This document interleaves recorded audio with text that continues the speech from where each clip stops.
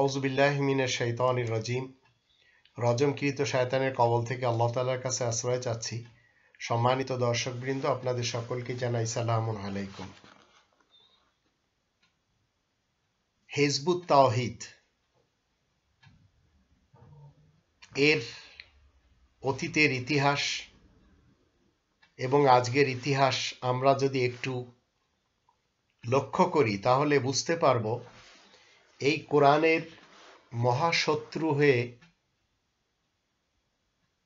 নতুন আঙ্গিকে একটি নতুন ফিরকা হিসেবে সেই প্রাচীন যুগের ফিরকাগুলির সাথে মিশেছে।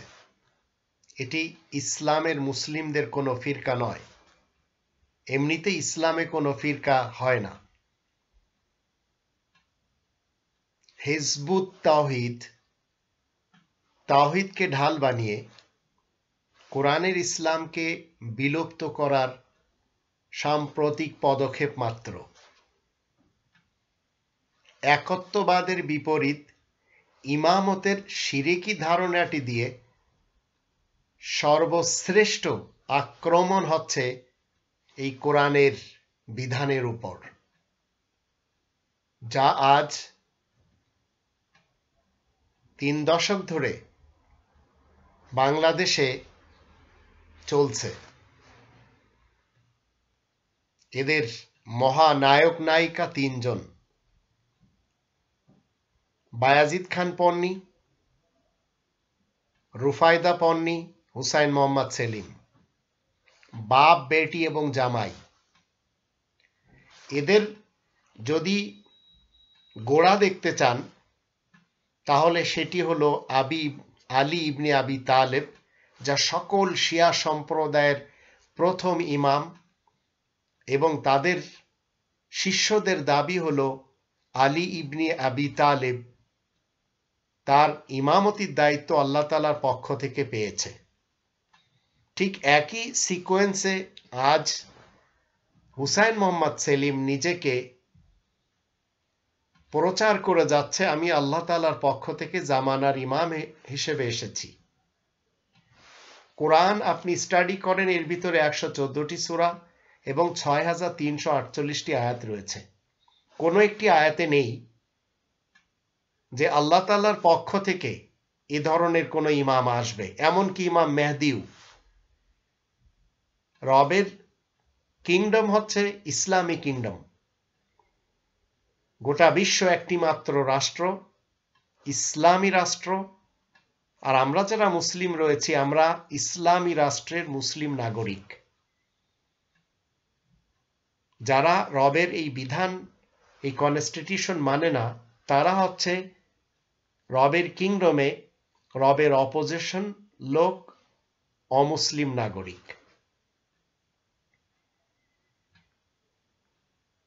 খুব ষড়যন্ত্রের তীক্ষ্ণতার সাথে আলী ইবনে আবি তালেবকে শিয়া সম্প্রদায়ের লোকেরা কি করলো, ইমামতির স্থানে বসাই বলল এটি হচ্ছে আল্লাহ তাআলার পক্ষ থেকে। এরপরে ক্রমান্বয়ে এই ইমামতির সিলসিলা এটি চলে আসছে ইসমাইলি শিয়া সম্প্রদায় 12 ইমাম দ্বারা পরিচালিত। কোরআনের কাছে আমরা যদি জিজ্ঞেস করি প্রথম ইমামকে, তাহলে আমরা 2 নম্বর সূরা আল বাকারা এর 124 আয়াত থেকে জানতে পারি ইব্রাহিম রাসূলকে আল্লাহ বলছেন ইন্নী জাইলুকা লিন্নাসি ইমামা। প্রত্যেকটি মানুষের জন্য, সর্বযুগের সর্বকালের প্রত্যেকটি মানুষের জন্য ইব্রাহিমকে আল্লাহ ইমাম নির্বাচন করলেন। তখন তিনি বললেন ক্বালা আমিন যুররিয়াতি, আমার বংশধরগণের মধ্য থেকেও কি কেউ ইমাম হবে? তখন আল্লাহ বললেন ক্বালা লা ইয়ানালু আহদিজ জালিমিন, আল্লাহ তাআলার অঙ্গীকার যারা জুলুম করবে তাদের উপরে অন্তত বর্তাবে না। এই কোরআনের 60 নম্বর সূরা আল মুমতাহিনার 4 নম্বর আয়াতে আমরা যদি দেখি, সেখানে আমরা দেখতে পাই ইব্রাহিম এবং তার সঙ্গী সাথীদের মধ্যে রয়েছে উসওয়ায়ে হাসানা। ইব্রাহিমের সঙ্গী সাথী কারা? 4 নম্বর সূরা আন-নিসা এর 69 নম্বর আয়াতে আমরা দেখতে পাই, উলাইকাল্লাযীনা আনআমা আল্লাহু আলাইহিম মিনান নাবিয়্যিন ওয়াস সিদ্দীকিন ওয়াশ শুহাদা ওয়াস সালিহিন। নবিয়্যিন, সিদ্দীকিন, শুহাদা, সালেহিন, এই 4 শ্রেণীর লোক, এরা হচ্ছে ইব্রাহিম রাসূলের সঙ্গী সাথী। এখন নবিয়্যিনদের ইতিহাস যখন আমরা কোরআন থেকে দেখব, 21 নম্বর সূরা আল আম্বিয়া এর 73 নম্বর আয়াতে আল্লাহ বলেন, ওয়াজআলনাহুম আইম্মাতান, সকল নবী রাসূলদেরকে আল্লাহ কি করছেন? ইমাম বানিয়েছেন।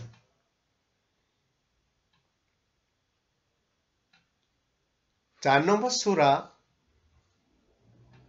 আন-নিসা এর 94 নম্বর আয়াতে আল্লাহ বলেন, ওয়ালা তাকুলু লিমান আলকা ইলাইকুমুস সালাম লাস্তা মুমিনা,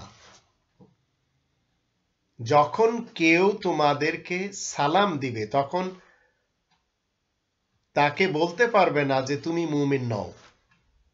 একজন মানুষ আপনাকে সালাম দিচ্ছে, তো ইসলামের শিক্ষা কি? তাকে আপনি অমুমিন বলতে পারবেন না। এটি হচ্ছে ইসলামের শিক্ষা।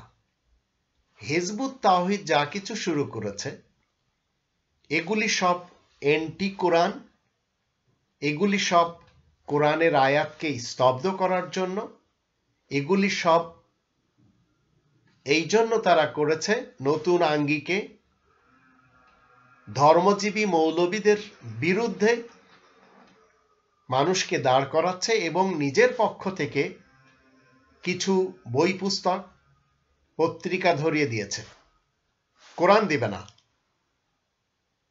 এবার আসুন, প্রথম ইমাম আলী ইবনে আবি তালিব, যার শিষ্যরা বলেছে এই ইমাম আল্লাহ তাআলার পক্ষ থেকে, তারই অনুসরণে আজ 2020 সালেও আমরা শুনতে পাচ্ছি হুসাইন মোহাম্মদ সেলিমের মুখ থেকে যে আমি আল্লাহ তাআলার পক্ষ থেকে এসে দাঁড়িয়েছি। আল্লাহ তাআলার পক্ষ থেকে তো সকল নবী রাসূলগণ এসেছেন এই একটি গ্রন্থ নিয়ে। এর প্রমাণে আমরা 2 নম্বর সূরা আল বাকারার 213 নম্বর আয়াত এবং 57 নম্বর সূরা আল হাদিদের 25 নম্বর আয়াত দেখে নিতে পারি। সকলের কাছে একটি গ্রন্থ, সকল নবী এবং রাসূলদের কাছে, মানুষের মাঝে ফয়সালা দেওয়ার জন্য। কিন্তু হুসাইন মোহাম্মদ সেলিম বায়াজিদ খান পন্নীর সহচর হয়ে আর আজ তার কন্যার সাথে বিবাহ করে এই যে তিনজন, এই যে তৃতীয়বাদ, বাপ, বেটি এবং জামাই, এরা কি শুরু করেছে? কোরআনের ইসলামকে কভার দেওয়ার জন্য তারা নিজেরা একটি সিস্টেম তৈরি করে নিয়েছে যা অতীতকাল থেকে চলে আসছে। আর এই মতবিরোধ আলীর ইন্তেকালের পরই শুরু হয়েছিল এবং ইমাম জাফর সাদিক শুরু হয়, নিজেকে ইমাম হিসেবে দাবি করে। আর জাফর সাদিকের মৃত্যুর পর শিয়ারা কি হলো? বিভিন্ন অংশে বিভক্ত হয়ে পড়ল। সংখ্যাগরিষ্ঠ জাফর সাদিকের পুত্র মুসা কাজিম, তাকে তার অনুসারীরা ইমাম হিসেবে নির্বাচন করে। চিন্তা করে দেখুন, কোরআনের ইসলাম বাদ হয়ে যায়, চলে আসছে ইমামতের সিলসিলা, এবং তারা একটি ভয়ানক কোরআন বিরোধী মতবাদকে ইস্টাবলিশ করে। সেটি হলো ইমাম মেহেদীর আগমন। ওর সাথে আরো দুটি জুড়ে দেয়, ঈসা রাসূল পুনরায় আসবেন। আবার আরেকটি কথা কি? দাজ্জালের আবির্ভাব ঘটবে। এই তিনটি জিনিসকে সামনে রেখে, যার অস্তিত্ব কোরআনে নেই, ঈসা রাসূল আসবেন এই কথা কোরআনে নেই, আর ইমাম মেহেদী এবং দাজ্জালের নামগন্ধ পর্যন্ত কোরআনে নেই। এখন ইমাম হাসান আসকারীর পুত্র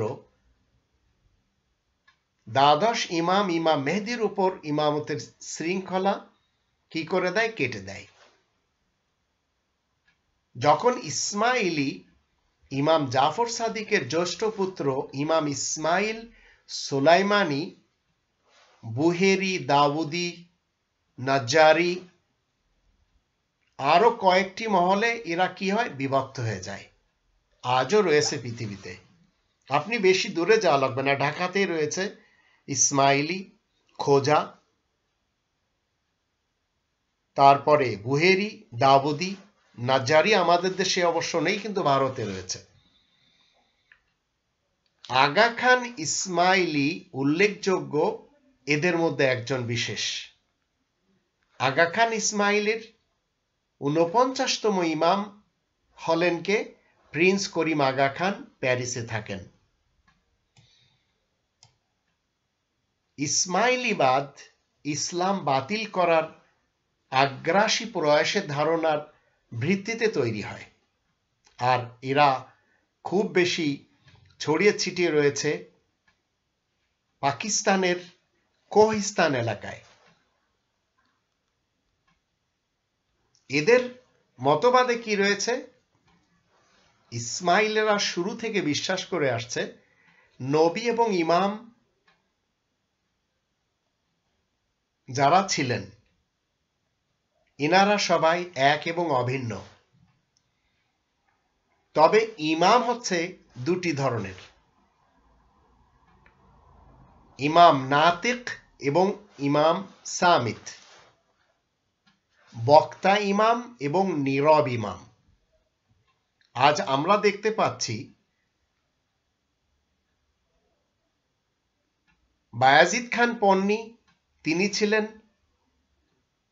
সামিত ইমাম, আর এখন হুসাইন মোহাম্মদ সেলিম, যার দাবি তিনি জামানার ইমাম, তিনি হচ্ছেন ইমাম নাতিক, একজন বক্তা।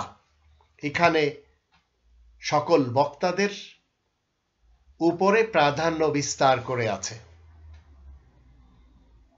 আর এই ইমামি মতবাদধারী অমুসলিম সমাজ, তারা আদমকে বলতো ইমাম নাতিক, আর সাথে ইমাম সামিত, এবং মুসা রাসূল ছিলেন ইমাম নাতিক, সাথে হারুন রাসূল ছিলেন ইমাম সামিত। আর আশ্চর্যের বিষয়টা কি? এই যে ধর্মতত্ত্ব, এই ধর্মতত্ত্বের মধ্যে ইঙ্গিত রয়েছে কি? ইমাম সামিতের মর্যাদা ইমাম নাতিকের চেয়ে উঁচু। আর এটি আমরা দেখতে পাচ্ছি, ইমাম নাতিক হচ্ছে এই মুহূর্তে বক্তা হিসেবে কাজ করে যাচ্ছে হুসাইন মোহাম্মদ সেলিম, আর তার শ্বশুর এইভাবে বক্তৃতা দিয়ে যায়নি, তাই তার শ্বশুর হচ্ছে তার থেকে উঁচু। তো এই যে তিনজন,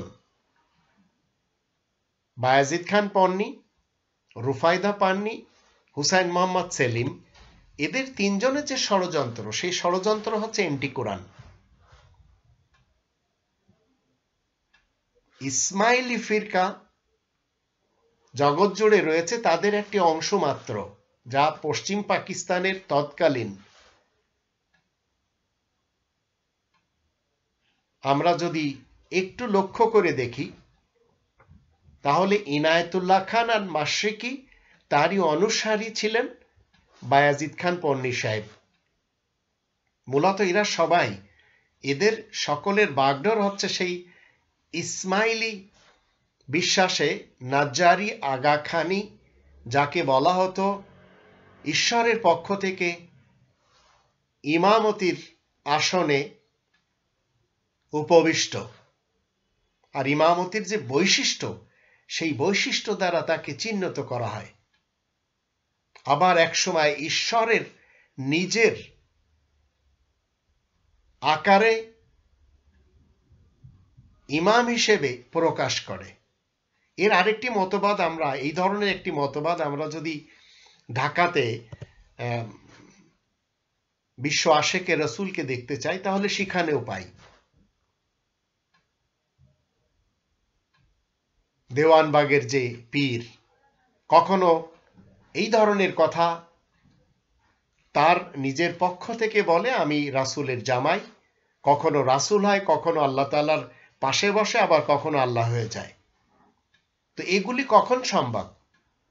তখনই সম্ভব যখন আস্তে আস্তে কিছু লোক আপনার দলে এসে যায়। তখন শুরু দিনে কিন্তু এরা এই ধরনের দাবি করেনি। হুসাইন মোহাম্মদ সেলিমের কিন্তু 3টি ইতিহাস আমাদের সামনে। একটি হচ্ছে তার হালাল ব্যবসা, চাল ডাল মরিচ মশলা বিক্রি করার ইতিহাস, আর একটি হলো তার জামাত শিবিরের ইতিহাস, আর একটি হলো এই বায়াজিদ খান পন্নীর সাহচর্য লাভ। তো প্রথম দিন কিন্তু হুসাইন মোহাম্মদ সেলিম নিজেকে জামানার ইমাম হিসেবে বলতে পারেনি। যখন কিছু লোক তার কথা খাওয়া শুরু করেছে, গিলা শুরু করেছে, তখন চিন্তা করলো যে আচ্ছা ঠিক আছে, এখন গিলছে যখন, আমি এখন দিতে পারি। তো এরা সবাই, এদের পূর্ববর্তী ইসমাইলি আবু আল খাত্তাব আল আসাদি এবং ইমাম আল আজলির সাথে একই বিশ্বাস স্থাপন করে আছে। আর রহস্যময় হলো ইসমাইলিদের যে গ্রন্থ রয়েছে উম্মুল আল কিতাব, তাতে তারা বলে যাচ্ছে যে ইমাম বাকের ঈশ্বরের আকারে উপস্থিত হয়েছিলেন। আর এই মতবাদ এখনো রয়েছে ইরানিদের মাঝে এবং পাকিস্তানের কোহেস্তানের কিছু এলাকাতে। তাদের কিছু অনুসারীরা করাচিতে থাকে, কিছু অনুসারীরা আজ আমাদের দেশে হুসাইন মোহাম্মদ সেলিমের সাথে মিশে ওই মতবাদ ধারণ করে চলেছে। অতীতের ইতিহাস সেই একই সময়কালের বিশ্বাসগুলি ছিল ইসলামকে বিলুপ্ত করার প্রথম প্রয়াস, এই কোরআনের ইসলামকে। ইসলাম বিলোপের দ্বিতীয় প্রয়াস ছিল কারামাতার ইসমাইলি সম্প্রদায়। এই কারামাতার প্রতিষ্ঠাতা হামদান কারামতের পরে আবু সাআদ আল জানবী বর্তমান হাফুফের সাথে আল হাসার কারামাতা রাষ্ট্র প্রতিষ্ঠা করেছিলেন। এটি খোরাসানের এলাকা। তার দ্বিতীয় পুত্র ছিল আবু তাহির আল জানাবি। তারা আবার কাবাতে আক্রমণ করে এবং তারা কি করেছে, সেখানে সেই তীর্থযাত্রীদেরকে ছুরিকাঘাত করেছিল এবং কাবার ব্ল্যাক স্টোনকে উপড়ে ফেলার চেষ্টা করেছিল। আর আব্বাসীয় খলিফা সেই মুস্তানসিরের কাছ থেকে অর্থ নিয়েছিল এবং কুফার মসজিদে একটি ব্যাগের মধ্যে এই পাথরের কিছু অংশ রেখে বলেছিল যে এটি কালো পাথর, যা আমার কাছে রয়েছে। আপনারা যদি তুরস্কের ইস্তানবুলে যান, সেখানে সুলতান সোলেমানিয়ার একটি মসজিদ রয়েছে। এই মসজিদের পাশেই রয়েছে কবরস্থান। সেখানে সবচেয়ে বড় যে কবরটি, সেই কবরের উপরে সেই কাবার স্টোনের একটি টুকরা রয়েছে, যা আমি দেখে আসছি। তো পরবর্তী ঘটনা ইসমাইলি এই ঘটনা থেকে ইমামদের নির্দোষ প্রমাণ করার চেষ্টা করে, অথচ কাবার স্টোন ভেঙে নিজের থলের ভিতরে রাখা, আবার সেটি বিক্রির জন্য দেখা গেল অনেক টাকা পয়সা হাতিয়ে নেওয়া। তো এগুলি ছিল এক সময় করেছে। তাদের কারোর কাছে কিন্তু এই কোরআন ছিল না। কোরআনকে তারা মর্যাদা দিত নর্মাল ভাবে, যা আজ হুসাইন মোহাম্মদ সেলিম নিজেও দিচ্ছে। কোরআনকে সে পড়তে পারে না। দুঃখের ব্যাপার হলো যে এই কোরআনকে সে দেখেও পড়তে পারে না, অথচ জামানার ইমামের দাবি।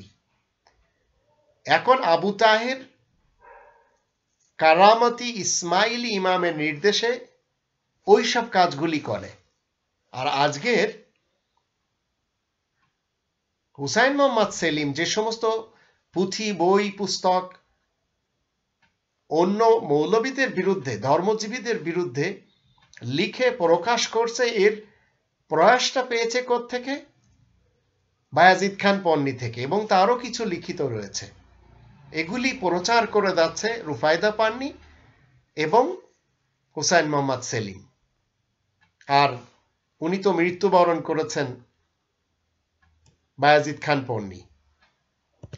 অতীতে তারা জাতির হাতে এই কোরআন দিতে পারেনি, কোরআন দিলে তো তারা সবকিছু চিনত।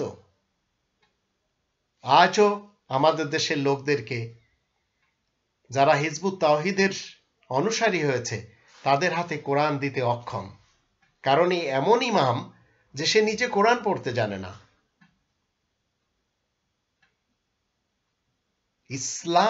ইসলামী বিশ্বের প্রথম ভৌগোলিকবিদ ইবনে হক তিনি একটি কথা লিখেছেন।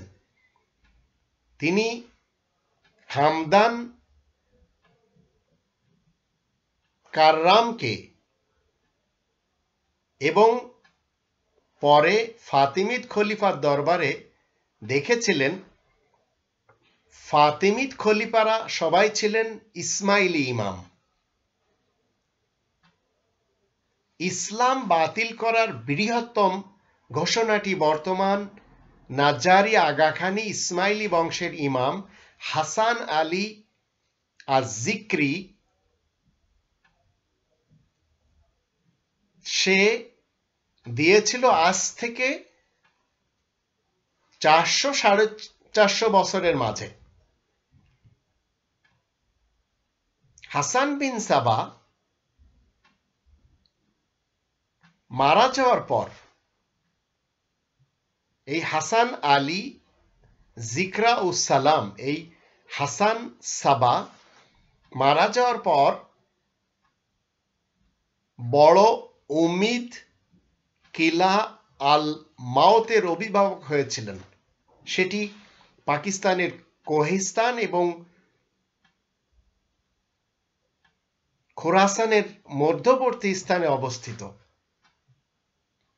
হাসান বিন সাবা কোনো উত্তরসূরি ছাড়েনি, কিন্তু বড় উম্মিদ তার পুত্র মোহাম্মদ ইবনে বুজুর উম্মিদকে তার উত্তরসূরি এবং কিলা আল মাওতের অভিভাবক এবং ইসমাইলেদের আহ্বায়ক হিসেবে নিযুক্ত করে যান। এইভাবে চলতে চলতে তার মৃত্যুর পরে মোহাম্মদ ইবনে বুজুর উমাইদ তার পুত্র হাসানকে তার উত্তরসূরি ও রিপোর্টি ইমাম নিযুক্ত করে। ঠিক যেভাবে আজ হুসাইন মোহাম্মদ সেলিম সেই জামানার ইমাম বায়াজিদ খানের মৃত্যুর পর নিজেকে জামানার ইমামের আসনে উপনীত করে। পাকিস্তানে জীবিত নেই, কিন্তু তিনি যার অনুসারী ছিলেন সেই ইনায়েতুল্লাহ খান আল মাশরিকি। তো অতীতে হাসানের মৃত্যুর পর তার পুত্র দাবি করেছিলেন যে তার পিতা হাসান আলী জিকরা আসসালাম চতুর্থ আল মাওত ছিলেন মোহাম্মদ ইবনে বুজুর উমিদের পুত্র ও উপ-ইমাম, এবং তিনি নিজে ফাতেমার বংশধর এবং ইমাম ছিলেন। এই যে বংশ নিয়ে যে বড়াই, সেটি আমরা হিজবুত তাওহীদের ইতিহাসে আমরা দেখতে পাচ্ছি। আজ তারা দেখবেন কথায় কথায় বলবে টাঙ্গাইলের সম্ভ্রান্ত পরিবারের সেই পরিবারটিকে এত উঁচু স্থানে নিয়ে যায় এরা, যে মানুষ চিন্তা করে হ্যাঁ তাহলে ইমামতির সিলসিলা এই টাঙ্গাইল থেকে চলে গেছে কোথায়? নোয়াখালীর সোনাইমুড়িতে। সেখান থেকে আবার টাঙ্গাইলে এসে এখন ঢাকাতে অবস্থান করেছে। এরা নিজেদেরকে কি বলে যাচ্ছে? ঠিক আগা খান চাহারম এর সৌন্দর্যের বংশধরের সাইয়েদ হিসেবেও তারা দাবি করেছিল। আজ ঠিক একই কায়দায় এরা এই দেশে ফ্যামিলি হিসেবে বলছে যে সর্বোত্তম ফ্যামিলির একজন ব্যক্তি ছিলেন বায়াজিদ খান পন্নী। তো এই ফ্যামিলি সাইয়েদ হোক, আমাদের দেশে আরো সাইয়েদ অনেক পীর রয়েছে, যেমন চরমুনার পীর। তো এখন এই সমস্ত বলে তার অনুসারীদেরকে মূলত কি খাওয়াতে চাচ্ছে?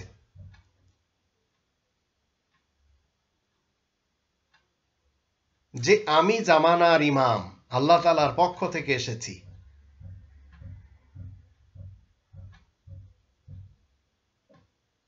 এরা দেখবেন আস্তে আস্তে কি করবে, পতাকা তৈরি করবে। এরা এদের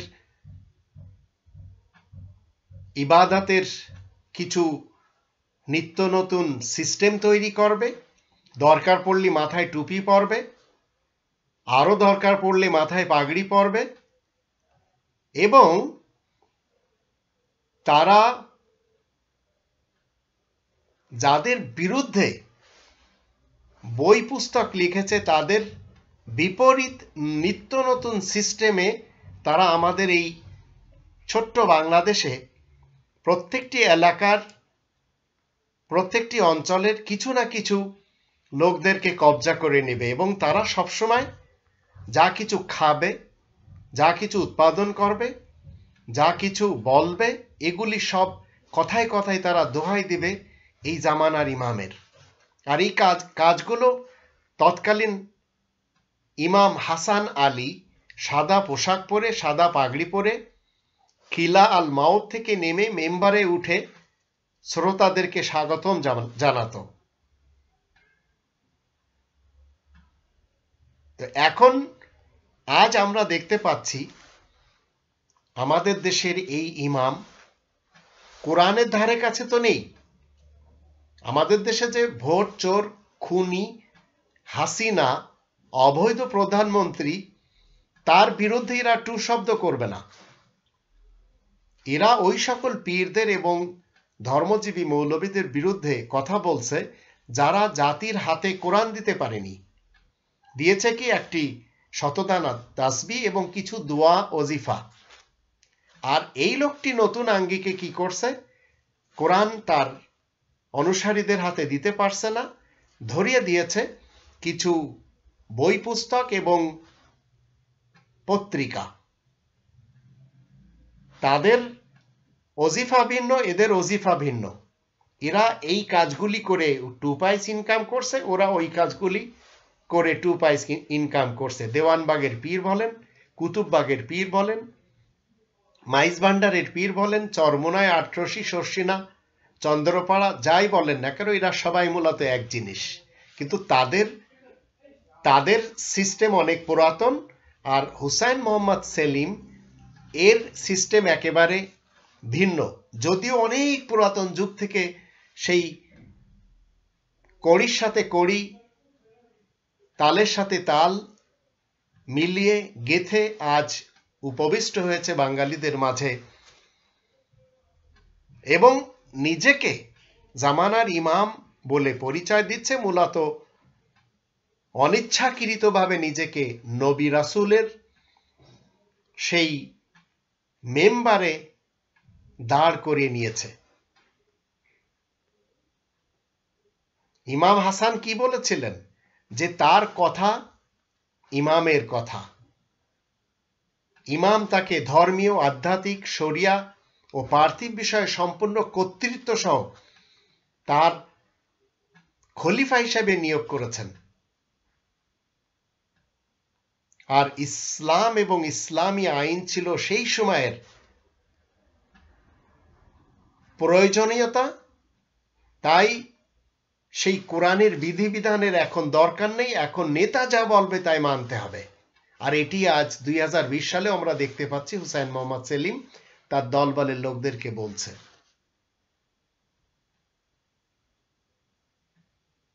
নামাজের সিস্টেম আমরা কিন্তু দেখতে পাচ্ছি সম্পূর্ণরূপে বিকৃত।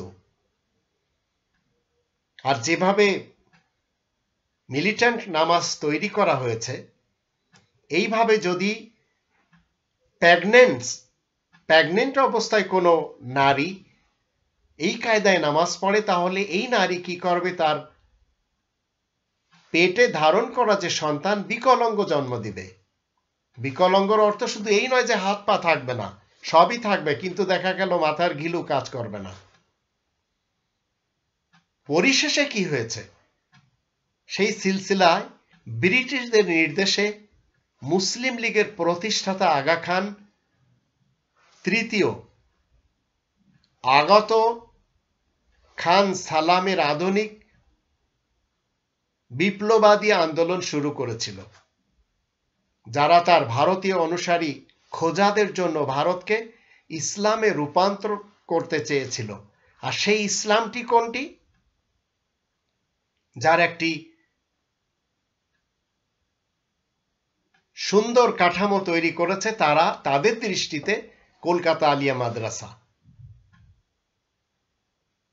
আর এই সকল, এই যে সুলতান মোহাম্মদ শাহের এই যে উদ্যোগগুলি এখন ইসমাইলি পদ্ধতি দ্বারা পরিচালিত হচ্ছে। এটি আমাদের দেশের মূলত আলিয়া মাদ্রাসা আর দারুল উলুম দেওবন্দ বলেন, দারুল উলুম সাহারানপুর বলেন, এগুলি ইংরেজদের নির্দেশে হয়েছিল। ইংরেজরা ইচ্ছা না করলে এই কমই হতো না। অন্যদিকে কাদিয়ানে মিথ্যা নবী গুলাম আহমদ কাদিয়ানিকে তারা খাড়া করে, সেও একসময় ইমাম মেহেদি হিসেবে দাবি করে, আবার জিল্লি নবী, বুরুজে নবী এই হিসাবে দাবি করতে করতে এখন তার অনুসারী অনেক, তারা দেশ বিদেশে তাকেই ট্রাগল দিয়ে যাচ্ছে। আর আমাদের দেশে প্রাণ গ্রুপ অফ কোম্পানি রয়েছে এবং RFL রয়েছে, এরা এদের পণ্য বিক্রি করে মির্জা গুলাম আহমদ কাদিয়ানিকে সেই নবীর আসনে বসানোর চেষ্টা করে যাচ্ছে। যেমন হুসাইন মোহাম্মদ সেলিম বায়াজিদ খান পন্নীকে সেই জামানার ইমামের কুরসিতে বসায়ে আজ মানুষকে কি করছে? ধোকার জালে আবদ্ধ করে যাচ্ছে। তো মূলত কোরআন থেকে দূরে রাখার জন্য এদের চেষ্টা সাধনা, আর এই চেষ্টা সাধনা আমরা মুসলিমরা কখনো মানতে পারি না, কারণ এগুলি হচ্ছে ইসলাম বিরোধী।